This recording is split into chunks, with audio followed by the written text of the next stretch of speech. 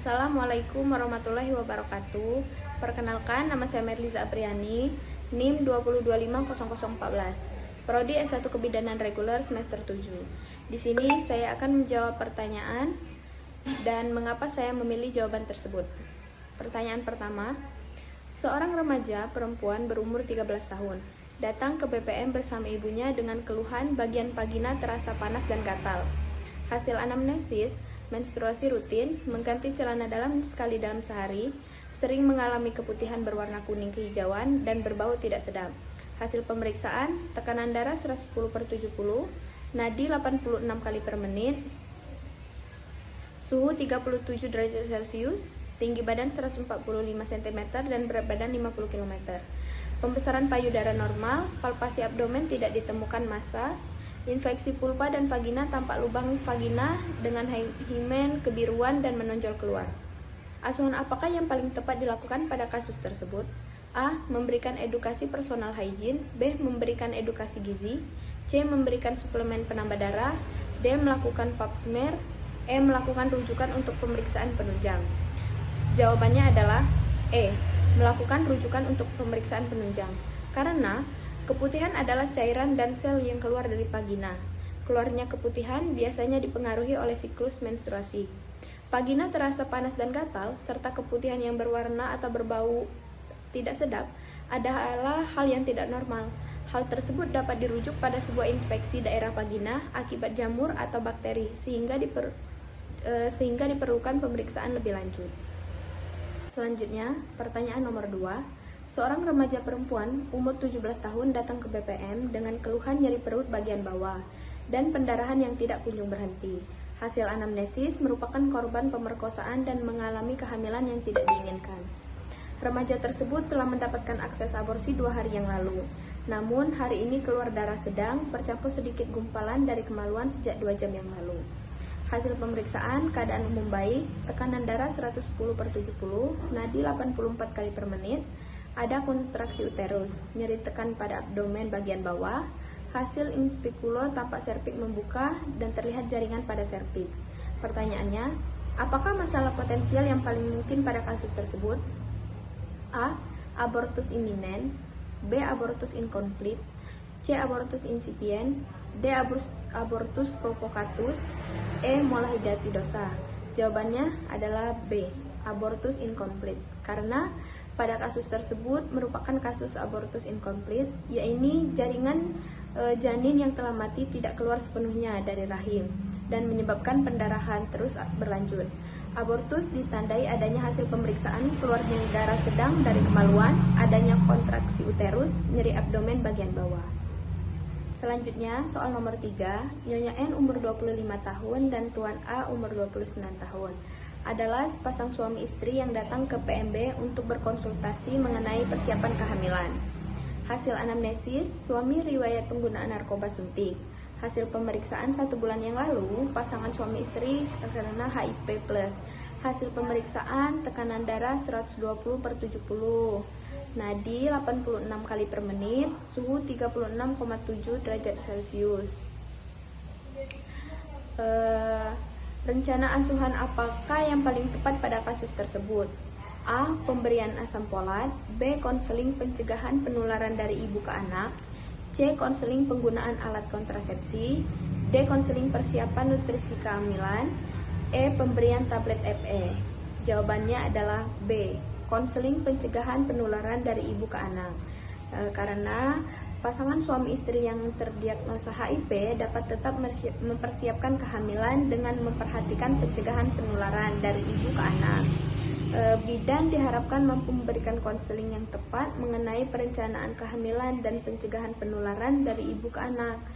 Karena perempuan dengan HIV dan pasangannya perlu merencanakan dengan sesama sebelum memutuskan untuk ingin punya anak. Perempuan dengan HIV memerlukan kondisi khusus yang aman untuk hamil, bersalin, nipas, dan menyusui, yaitu aman untuk ibu terhadap komplikasi kehamilan akibat keadaan daya tahan tubuh yang rendah, dan aman untuk bayi terhadap penularan HIV selama kehamilan, proses persalinan, dan masa laktasi. Selanjutnya, soal nomor 4. Seorang perempuan berusia 44 tahun datang ke PMB dengan keluhan mudah cemas dan stres. Hasil anamnesis sudah tidak menstruasi selama 1,5 tahun. Hasil pemeriksaan tekanan darah 120/80, nadi 85 kali per menit, pernapasan 21 kali per menit, suhu 37 derajat Celcius. Tidak ada massa pada abdomen dan payudara. Pertanyaannya, masalah apa yang terjadi pada kasus tersebut? A. Masalah fisik, B. Masalah psikis, C. Masalah sosial, D. Masalah budaya, dan E. Masalah spiritual. Jawabannya adalah B. Masalah psikis. Karena perubahan emosi yang terjadi pada masa premenopause adalah perubahan mood, munculnya kecemasan, kehilangan kesenangan, stres, gangguan panik, dan gangguan atau penyimpangan memori. Tidak semua wanita mengalami perubahan emosi ketika menghadapi menopause. Ada pula wanita yang merasa tidak ada perubahan psikis yang dialaminya. Selanjutnya, soal nomor 5. Bidan melakukan kunjungan NIPAS pada perempuan umur 22 tahun dengan P1A0. NIPAS 5 hari. Hasil anamnesis, ibu dalam keadaan sehat dan bayi mau menyusu. Hasil pemeriksaan keadaan umum baik, tekanan darah 110/70, nadi 81 kali per menit, suhu 36,8 derajat Celcius, pernapasan 26 kali per menit, ASI+, tinggi fundus uteris tengah pusat dan simfisis. Lokia sanguinolenta, ibu dalam fase talking hold. Pertanyaannya, apakah data tambahan yang paling penting dalam kasus tersebut? A. Berfokus dalam dirinya, B. Mulai belajar merawat bayinya, C. Menceritakan proses persalinan, D. Menikmati kebersamaan dengan anak, E. Bertanggung jawab atas diri dan anaknya. Jawabannya adalah B. Mulai belajar merawat bayinya. Karena mulai belajar merawat bayinya merupakan fase talking hold, di mana psikologis ibu sudah mulai bisa menerima keadaan dan berfokus dalam dirinya dan menceritakan proses masih termasuk fase adaptasi psikologis talking in, menikmati kebersamaan dengan anak dan bertanggung jawab atas diri dan anaknya, termasuk dalam fase adaptasi psikologis letting go. Terima kasih. Wassalamualaikum warahmatullahi wabarakatuh. Assalamualaikum warahmatullahi wabarakatuh. Perkenalkan, nama saya Apriani Puspitasari dengan NIM 20250002 dari Prodi S1 Kebidanan Reguler semester 7. Baik, di sini saya akan menjelaskan soal beserta jawabannya mengenai kegawat daruratan maternal dan neonatal. Soal yang pertama yaitu seorang perempuan G1P0A0 25 tahun berada dalam proses persalinan di praktik bidan mandiri. Usia kehamilan 40 minggu. Hasil pemeriksaan oleh bidan didapat KU baik, tanda-tanda vital normal, DJJ 150 kali per menit, HIS tiap 3 kali dalam 10 menit, lamanya 40. Ketuban negatif, pecah spontan warna putih keruh, teraba kepala, UUK depan, hot 2. Teraba bagian berdenyut di samping bagian terendah janin. Apakah diagnosa pada kasus tersebut? A. Fetal distress, B. Panggul sempit, C. Persalinan normal, D. Persalinan dengan tali pusat terkemuka, E. Persalinan dengan tali pusat menumbung. Baik, saya memilih jawaban E. Persalinan dengan tali pusat menumbung. Dengan alasannya mengapa? Karena tali pusat menumbung adalah suatu keadaan di mana tali pusat janin teraba di samping atau lebih rendah dari bagian terendah janin yang dapat didiagnosa jika ketuban telah pecah. Keadaan ini dapat terjadi jika panggul ibu sempit, malpresentasi, plasenta letak rendah, dan polihidramnion. Sedangkan tali pusat terkemuka dapat ditegakkan diagnose pada data tali pusat berada di dalam ketuban. Selanjutnya soal kedua. Seorang perempuan usia 23 tahun dengan P1A0H1 dalam proses persalinan kala 3 di praktik bidan mandiri. Hasil pemeriksaan kontraksi uterus ibu baik, TFU sepusat perdarahan sedikit, tali pusat tidak memanjang. Bidan sudah memberikan injeksi oksitosin kedua pada 15 menit postpartum dan telah melakukan penegangan tali pusat terkendali saat uterus berkontraksi.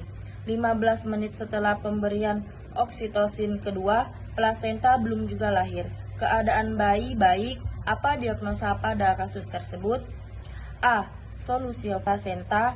B. Placenta previa. C. Retensio placenta. D. Placenta letak rendah.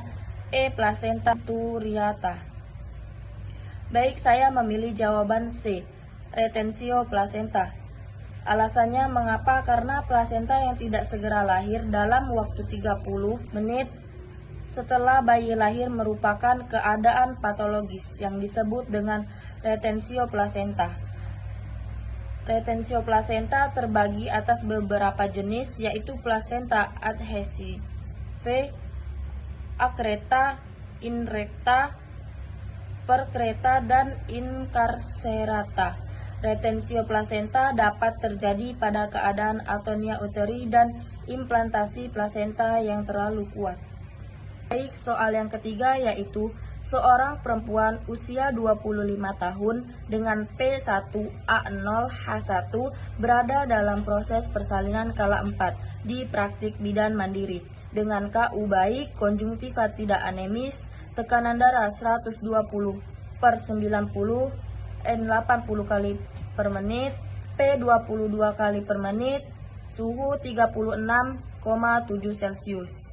Plasenta lahir lengkap, kontraksi uterus kuat, TFU 2 jari di bawah pusat, kandung kemih kosong, pendarahan aktif, berat lahir bayi 4000 gram, dalam keadaan baik, dan terdapat laserasi pada mukosa vagina, vulva bagian depan, kulit dan otot perineum hingga Victor ani eksterna. Apa tindakan selanjutnya yang dapat dilakukan oleh bidan? A. Pasang tampon. B. Lakukan penjahitan. C. Masase fundus uteri. D. Persiapan rujukan. E. Pemberian uterotonika. Baik, saya memilih jawaban D. Persiapan rujukan. Alasannya mengapa? Karena robekan pada jalan lahir yang mengenai mukosa vagina, vulva bagian depan, kulit dan otot, perineum hingga Victor ani eksterna merupakan robekan perineum yang terjadi dengan tingkat robekan 3. Keadaan ini merupakan keadaan patologis di mana dapat menyebabkan perdarahan postpartum yang cukup banyak yang memerlukan penanganan khusus oleh dokter spesialis kandungan. Selanjutnya soal nomor 4, yaitu seorang perempuan usia 40 tahun dengan P4A0M4 postpartum 2 jam dan akan segera dirujuk dari puskesmas ke rumah sakit dengan keluhan perdarahan pasca persalinan. Pertolongan persalinan dilakukan oleh dukun di rumah sebelum dibawa oleh keluarga ke puskes. Keadaan ibu pada saat di puskes, KU lemah, apatis. Tekanan darah 80/90, N120 kali per menit kecil, suhu 30,1 Celcius, P30 kali per menit, kontraksi uterus lembek, TFU tidak teraba, uterus lembek, pendarahan aktif 5000 mili, dan bayi lahir normal. Apa tindakan pertama yang paling tepat untuk kasus di atas? A. Pemasangan infus. B. Pemberian uterotonika. C. Pemasangan tampon. D. Melakukan KBI dan KBE. E. Pemasangan kondom kateter. Saya memilih jawaban A. Pemasangan infus. Mengapa alasannya? Karena berdasarkan hasil pemeriksaan ibu yang dilakukan oleh petugas kesehatan di puskes, ibu mengalami pendarahan postpartum, di mana pendarahan terjadi selama 24 jam setelah bayi lahir. Pendarahan postpartum merupakan salah satu penyebab kematian pada ibu. Dari hasil pemeriksaan, keadaan ibu telah mengalami shock hipovolemik yang ditandai dengan nadi yang cepat, sesak nafas, suhu tubuh rendah yang disertai dengan penurunan tekanan darah. Penanganan yang tepat pada pasien dengan shock adalah perbaiki keadaan umum pasien dengan pemasangan infus, pemberian oksigen terlebih dahulu. Kemudian soal terakhir yaitu seorang perempuan umur 33 tahun dengan P2A0 postpartum 2 jam yang lalu secara spontan di puskesmas mengeluarkan darah sebanyak lebih 600 cc, ibu mengeluh pusing, badan terasa lemas. Hasil pemeriksaan didapat tekanan darah 90/60, suhu 37,5 Celcius, NT 92 kali per menit, R 24 kali per menit, kontraksi uterus tidak ada. Konsistensis uterus lembek, pasien telah terpasang infus. Asuhan kebidanan apakah yang dapat diberikan segera kepada ibu untuk kasus di atas? A. Menilai tanda-tanda pendarahan. B. Memasang infus dengan drip oksitosin. C. Memasang infus dan memantau keadaan umum. D. Melakukan KBI dan KBE. E. Transfusi darah. Baik, saya memilih jawaban D. Melakukan KBI dan KBE. Mengapa alasannya? Karena keadaan ibu di atas menandakan ibu mengalami pendarahan postpartum primer, di mana pendarahan terjadi 24 jam setelah bayi lahir dan pengeluaran darah lebih dari 500 ml. Diketahui bahwa penyebab dari pendarahan postpartum yaitu atonia uteri, robekan jalan lahir dan plasenta yang tertinggal. Dari kasus tersebut, kontraksi uterus lembek merupakan tanda dari atonia uteri. Asuhan kebidanan yang harus dilakukan oleh petugas kesehatan yaitu perbaiki atonia uteri atau perbaiki kontraksi uterus ibu dengan cara KBI dan KBE, di mana KBI dan KBE ini dilakukan untuk menekan rahim di antara kedua tangan dengan maksud merangsang rahim untuk berkontraksi dan mengurangi pendarahan. Assalamualaikum warahmatullahi wabarakatuh. Perkenalkan, nama saya Sri Nurhayatun, NIM 20250029. Di sini saya akan mencoba menjelaskan pertanyaan yang telah diberikan dan mengapa saya memilih jawaban tersebut. Soal pertama, seorang remaja perempuan datang ke klinik bidan dengan keluhan haid tidak teratur, sekitar 2-3 bulan sekali. Hasil anamnesisnya, minusnya 13 tahun. Frekuensi darah haid tidak menentu, kadang banyak dan kadang tidak. Hasil pemeriksaan PP Tesmin TB 140, BB 45, TD 110/70, nadi 84, suhu 36, dan nafasnya 20. Pembesaran payudara normal, benjolan payudara min, abdomen tidak teraba massa dan benjolan. Pertanyaannya, diagnosis apakah yang paling mungkin terjadi? Bisa dilihat di dalam slide, itu ada berapa A, B, C, D, E. Jawabannya adalah D, oligomenorrhea. Kenapa saya menjawab begitu? Berikut simak penjelasannya. Yaitu, keluhan haid 2-3 bulan adalah suatu gejala oligomenorrhea. Oligomenorrhea adalah siklus menstruasi yang lebih dari 35 hari. Jadi, lama siklus haid normal itu adalah 21-35 hari. Kalau oligomenorrhea itu 35-90 hari. Jadi, jawaban yang tepat untuk soal pertama adalah D, oligomenorrhea. Selanjutnya, soal nomor 2 yaitu seorang remaja perempuan usia 15 tahun datang ke BPM dengan keluhan haidnya lebih dari 10 hari, selalu merasakan nyeri hebat saat haid hingga tidak dapat melakukan aktivitas seperti biasa. Hasil anamnesa, ganti pembalut 5 kali per hari, darah bergumpal. Hasil pemeriksaan, tekanan darah 110/70, nadi 86 kali per menit, pernapasan 20 kali per menit, suhu badan 36,5, tinggi badan 147 dengan BB 40 kg. Pembesaran payudara normal, palpasi abdomen tidak ditemukan massa. Pertanyaannya, tindakan apa yang paling tepat dilakukan pada kasus tersebut? Bisa dilihat di slide, itu ada A, B, C, D, E. Jawabannya adalah C, melakukan konsultasi dengan dokter SPOG. Kenapa?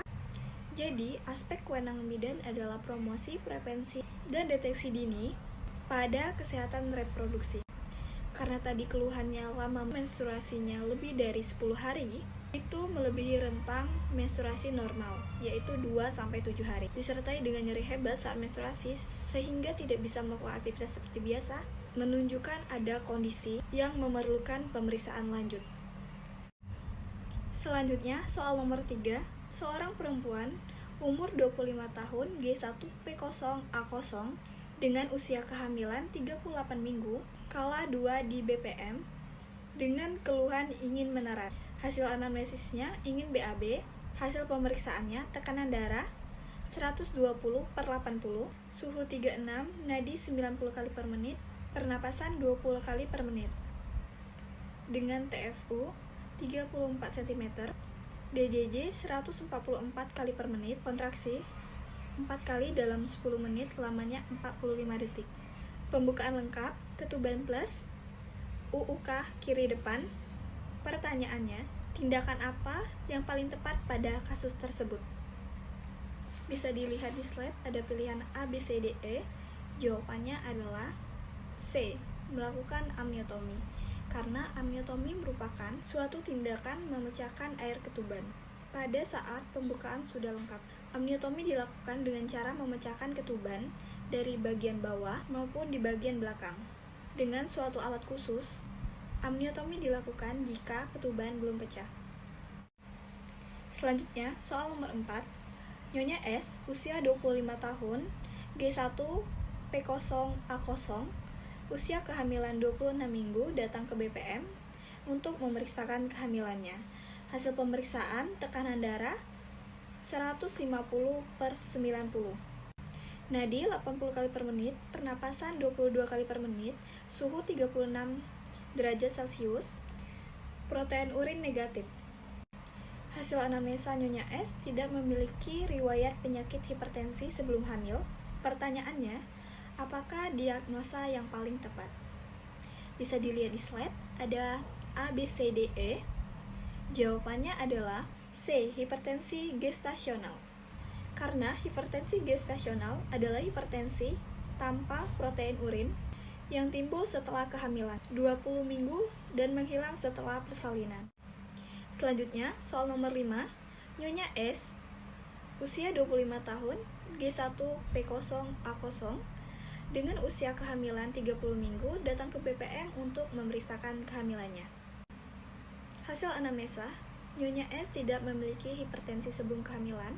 Hasil pemeriksaan tekanan darah 150/90, nadi 80 kali per menit, pernapasan 22 kali per menit, suhu 36,7 derajat, protein urin positif. Pertanyaannya, apakah diagnosa yang paling tepat pada kasus tersebut? Bisa dilihat di A, B, C, D, E. Jawaban yang paling tepat adalah B, yaitu preeklamsi ringan. Kenapa preeklamsi ringan? Karena tekanannya tidak lebih dari 160/110. Dan protein urinnya masih positif 1.